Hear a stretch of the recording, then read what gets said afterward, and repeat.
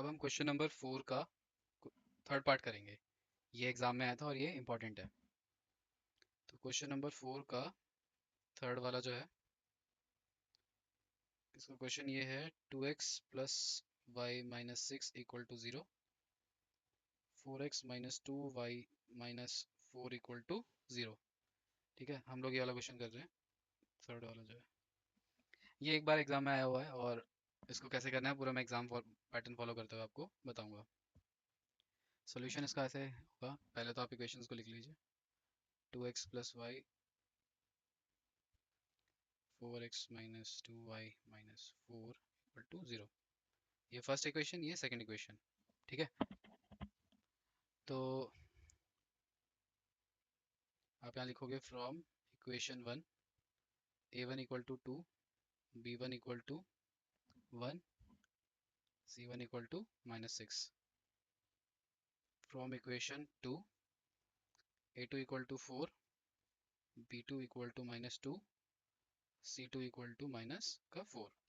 ठीक है, अब हम लिखेंगे a1 by a2, b1 by b2, c1 by c2। ठीक है,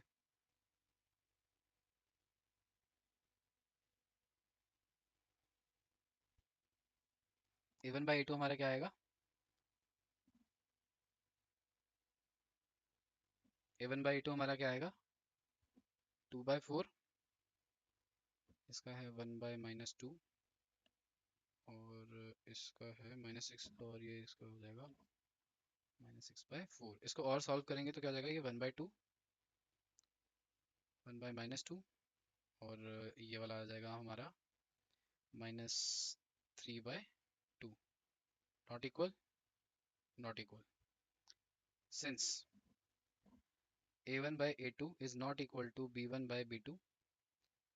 पहले भी हमने किया है, वी हैव अ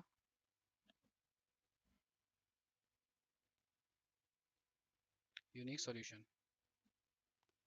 ठीक है, therefore our system is consistent. अब फोर्थ क्वेश्चन में आपने एक चीज और नोटिस करी होगी, तो उसमें ये लिखा हुआ है स्पेशली कि ऑब्टेन द सॉल्यूशन ग्राफिकली। तो अब हमें इसका क्या है, ग्राफ भी बनाना पड़ेगा। तो इसके लिए हमें सेम सिंपल सा सेम स्टेप्स वगैरह हमें फॉलो करना है। अब हमें इसके बाद क्वेश्चन के हमें वो लिखना पड़ेगा फ्रॉम इक्वेशन 1।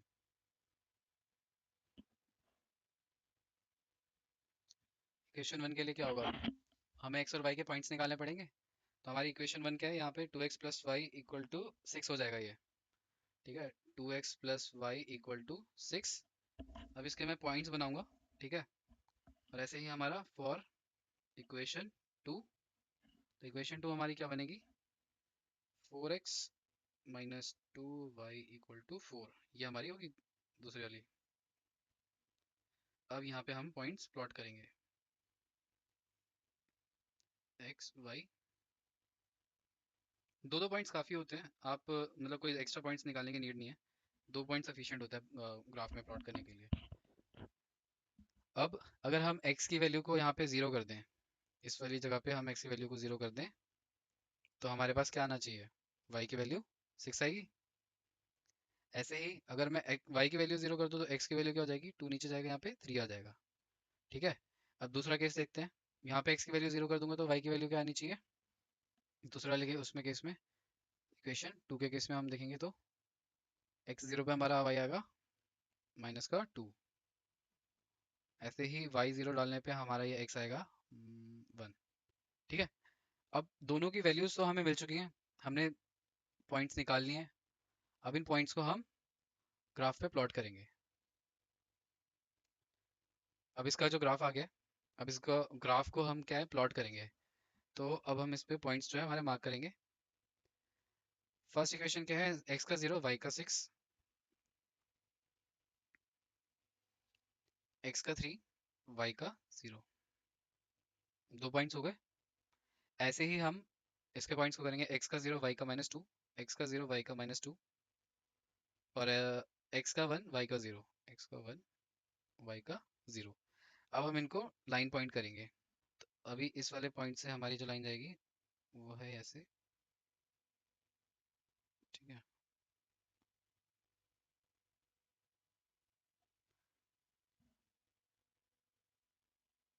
हम्म। अब हमारी देख सेकंड वाली।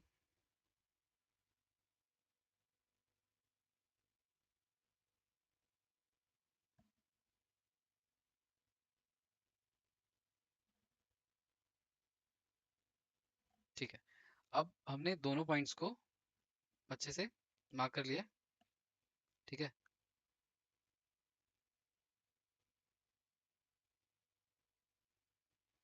अब हम देखेंगे कि ये कहाँ पे इंटरसेक्ट कर रहे हैं। तो अगर मैं यहाँ पे देखूँ तो ये कुछ इस पॉइंट पे कर रहे हैं इंटरसेक्ट, विच इज 2 एंड 2, 2,2 पे इंटरसेक्ट कर रहे हैं, ठीक है। जो इनका इंटरसेक्शन पॉइंट है वो आया है 2,2। तो अब हम क्या करेंगे, अब हम लिखेंगे,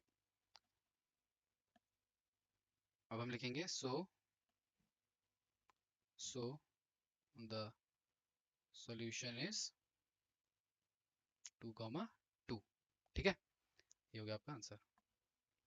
ये था हमारा फोर्थ क्वेश्चन। क्वेश्चन नंबर 5 में कहता है कि the half the perimeter of a rectangular garden whose length is 4 meter more than its width is 36 meter, find the dimension of the garden। तो ये कह रहा है कि जो हमारा रेक्टेंगुलर गार्डन है उसका हाफ कर दो, तो ठीक है, उसका हाफ वो क्या है, 36 मीटर है। ये आप ये दो पॉइंट्स में अलग अलग है, ये दो अलग अलग स्टेटमेंट्स हैं। अगर आप इसको रीड आउट करो तो पहला तो है कि half the perimeter of a rectangular garden is 36 metre, ठीक है।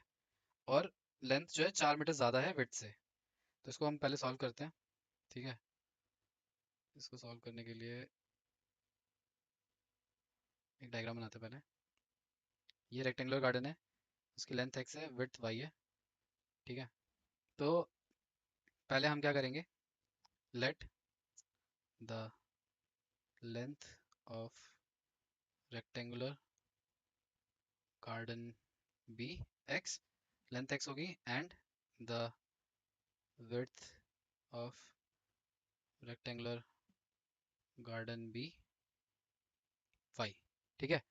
लेंथ x और विड्थ y मीटर्स होगी। अब हमें क्या दिया हुआ था, गिवन दैट हमें कहा था कि half of the perimeter of rectangular garden.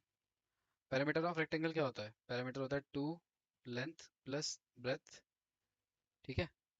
ये 36 हो गया। अब मैं इसको ये लिख दूंगा, अगर half multiplied by 2x plus Y equal to 36।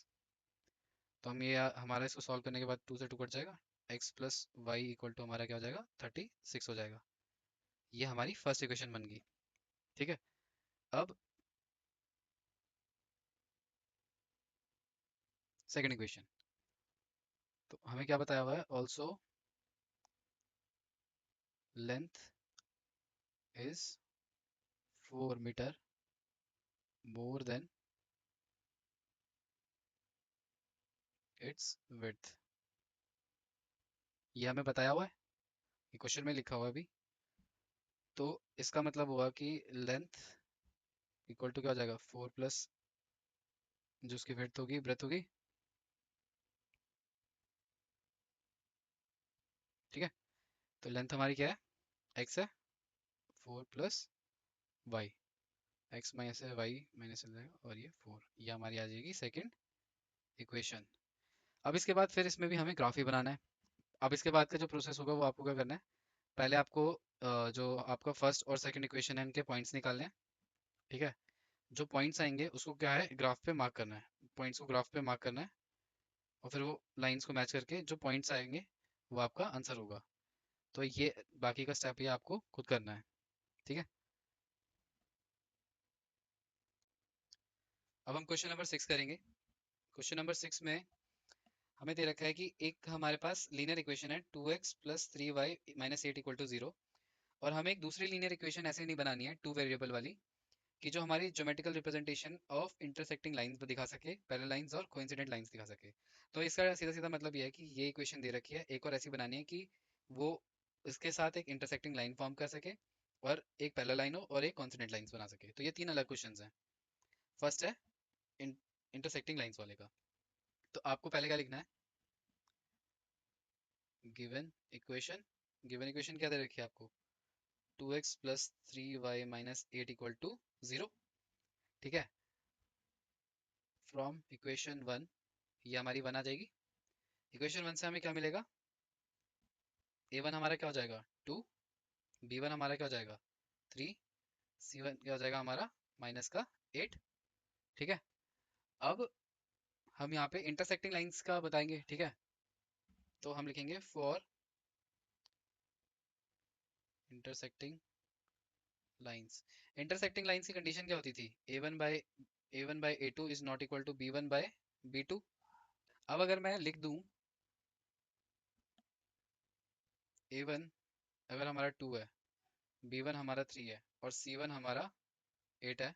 ठीक है, तो हमारा a2 b2 c2 कुछ ऐसा होना चाहिए ना जो ये इक्वल ना है। अगर मैं a1 a2 b2 c2 को मैं अगर 1 1 1 डाल दूं तो हमारा सिचुएशन फुलफिल हो जाएगी, क्योंकि a1 by a2 b1 by b2 के इक्वल नहीं आएगा। ठीक है, तो हम यहाँ लिखेंगे 10 and intersecting line is x plus Y plus 1 equal to 0।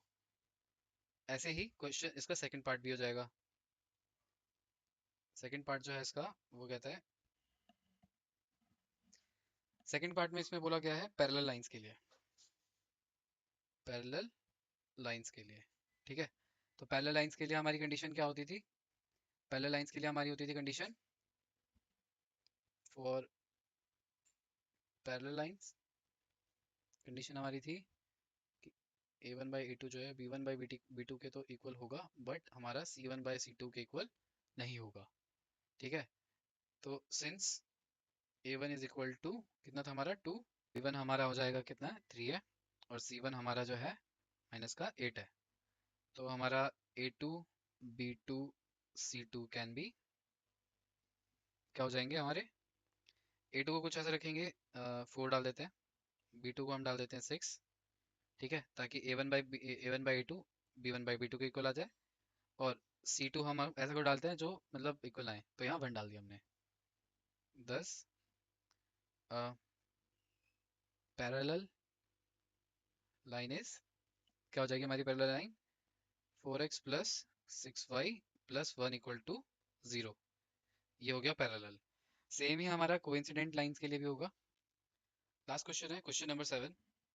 Question number 7 में क्या बोला गया है कि draw the graph of the equations x minus 5 plus 1 equal to 0 and 3x plus 2y minus 12 equal to 0. Determine the coordinates of the vertices of the triangle found by these lines and the x-axis and shade the triangular region. तो basically हमें इन दो linear equations का use करते हुए graph पे lines बनानी है, और लाइन से जो एक्स एक्सिस पे ट्राइंगल फॉर्म होगा उसको हमें शेड करना है और उसके पॉइंट्स जो हमें मेंशन करने हैं। तो सिंपली हम लिखेंगे अवर इक्वेशंस आर, हमारी इक्वेशंस क्या क्या है, x minus Y plus 1 equal to 0। ठीक है, और एक है 3x plus 2y minus 12 equal to 0। ये हमारी फर्स्ट और ये हमारी सेकंड इक्वेशन हो जाएगी। ठीक है, अब लिखेंगे हम फॉर इक्वेशन 1। इक्वेशन 1 के लिए हमारे जो पॉइंट्स आएंगे वो हम यहाँ मेंशन करेंगे। ऐसे ही फॉर इक्वेशन 2 उसके हमारे जो पॉइंट्स आएंगे वो हम यहाँ पे मेंशन करेंगे, एक्स वाई एक्स वाई। इसके पॉइंट्स ये वाले हैं, इसके पॉइंट्स ये वाले हैं। ठीक है, तो अगर हम देखें x minus Y plus 1 equal to 0 के लिए, अगर मैं x को 0 रख दूँ, इसको मैं 0 कर दूँ, तो y की वैल्यू हमारी आएगी 1। ठीक है, ऐसे ही अगर मैं y को 0 रख दूँ तो x की वैल्यू हमारी बन रही है -1। ठीक है, तो एक इक्वेशन के तो हमने निकाल दिए पॉइंट्स, अब ऐसे ही हमें दूसरे वाले के भी निकालने हैं, 3x plus 2y equal to 12 वाले के। अब इसमें अगर मैं x को 0 रख देता हूँ इस वाले को, तो ये 12 उधर जाएगा और ये 6 बचेगा।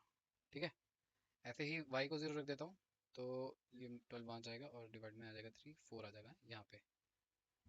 तो हमने क्या किया है, अभी तक हमने दोनों के पॉइंट्स निकाल लिए हैं और उन पॉइंट्स को अब हम प्लॉट करेंगे। वी विल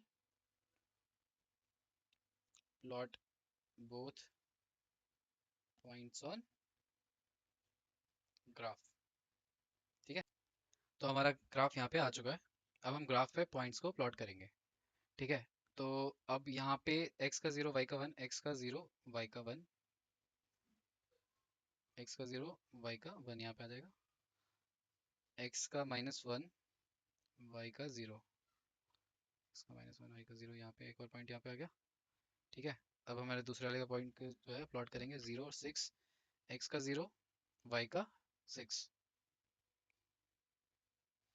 ऐसे ही x का 4 y का 0। अब हम इनकी लाइंस वगैरह ड्रॉ करेंगे।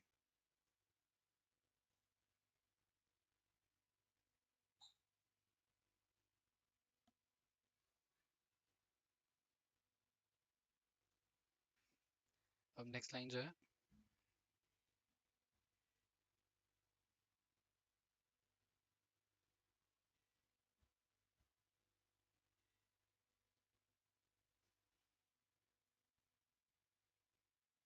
ठीक है, अब हम देखेंगे कि किस पॉइंट पे एक दूसरे को इंटरसेक्ट कर रहे हैं। तो ये है ये वाला पॉइंट विच इज 2,3।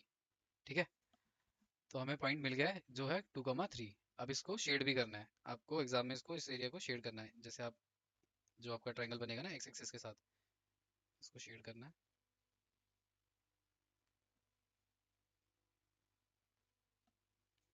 और हमें सिंपली यहाँ पे लिख देना है therefore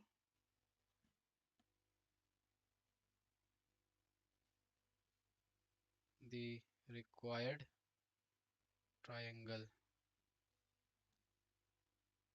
is the triangle with vertices। क्या क्या vertices हैं इसकी, 2,3 जो हमने निकाली है, एक ये वाला पॉइंट हो जाएगा हमारा 4,0, 4,0, एंड एक ये वाला पॉइंट हो जाएगा, ये जो है -1 वाला, -1,0।